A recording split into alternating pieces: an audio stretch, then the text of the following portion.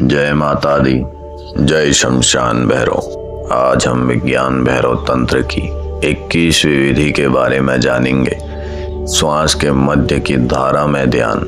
यह साधना हमें श्वास के बीच के उस अदृश्य प्रवाह की ओर ले जाती है जो न पूरी तरह भीतर है और न पूरी तरह बाहर। शिव माता पार्वती से कहते हैं, जब श्वास भीतर जा रही हो और जब श्वास बाहर आ रही हो, उस मध्य धारा को देखो, वही आत्मा प्रकट होती है।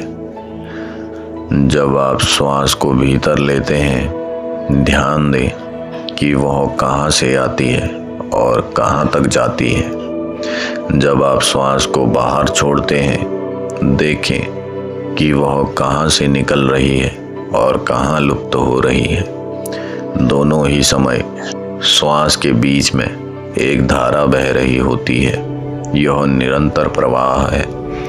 अब साधना यह है कि आप इस निरंतर धारा पर ध्यान टिकाएं। श्वास आती जाती रहती है, लेकिन उसके बीच में जो निरंतरता है वही आपका केंद्र है। साधक अनुभव करता है कि श्वास केवल एक साधन है, असली खजाना उस धारा में है जो हमेशा बह रही है। जैसे ही ध्यान उस पर टिकता है, मन शांत होने लगता है। साधक समझता है कि यह धारा केवल श्वास की नहीं है, यही जीवन की धारा है। धीरे धीरे साधक देखता है कि श्वास आती जाती है, शरीर चलता है, विचार आते जाते हैं, लेकिन यह मध्य धारा हमेशा वैसी ही बनी रहती है। वही धारा शाश्वत आत्मा का प्रतीक है। श्वास के मध्य की यह धारा आपको यह सिखाती है कि जीवन बदलता रहता है, परिस्थितियां बदलती रहती हैं, लेकिन तुम्हारा असली स्वरूप कभी नहीं बदलता। जो बदलता है वह बाहर है और जो नहीं बदलता वही तुम हो। श्वास को नियंत्रित करने की कोशिश ना करें, बस सहज और आराम से बैठें और श्वास की धारा पर सजग रहें।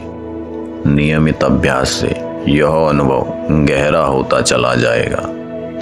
नियमित साधना से साधक अनुभव करता है कि वह केवल शरीर या मन नहीं है, वह उस निरंतर धारा का हिस्सा है जो शाश्वत है। यही अनुभव साधक को समाधि और शिव के स्वरूप की ओर ले जाता है। अगली वीडियो में हम 22वीं विधि का रहस्य जानेंगे। जय माता दी, जय शमशान भैरव।